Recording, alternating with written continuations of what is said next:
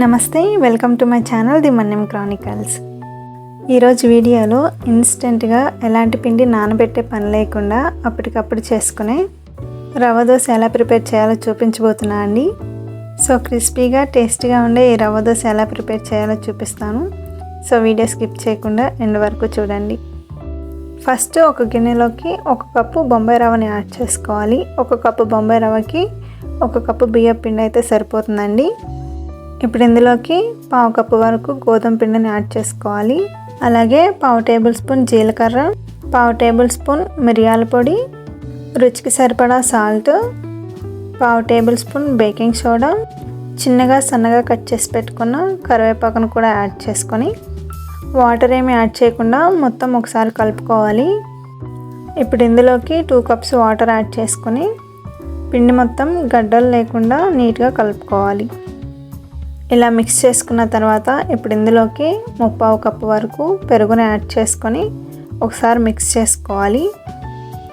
పెరుగు బాగా కలుపుకున్న తర్వాత ఇప్పుడు ఇందులోకి మళ్ళీ 2 కప్పుల వరకు వాటర్ యాడ్ చేసుకొని మొత్తం బాగా కలుపుకోవాలి. రవ్వ దోశకి మనం ప్రిపేర్ చేసుకున్న పిండి రెగ్యులర్ పిండి బ్యాటర్ లాగా కాకుండా ఇలాగ రన్నీ కన్సిస్టెన్సీ ఉంటుందండి. ఇలా కలుపుకొని పక్కన పెట్టుకోవాలి.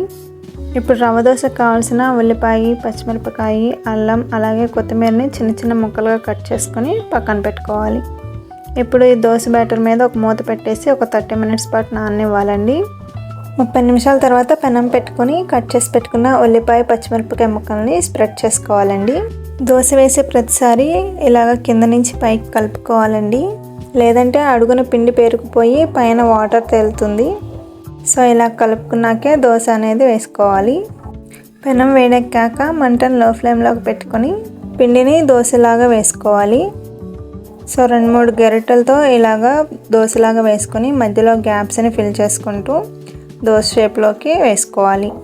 చుట్టూ కొద్దిగా ఆయిల్ని కానీ నెయ్యి కానీ వేసుకొని కాల్చుకోవాలి.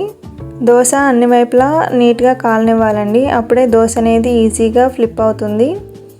దోశని ఒకవైపు కాల్చుకుంటే సరిపోతుందండి, మీరు కావాలంటే 2 సైడ్స్ కూడా కాల్చుకోవచ్చు.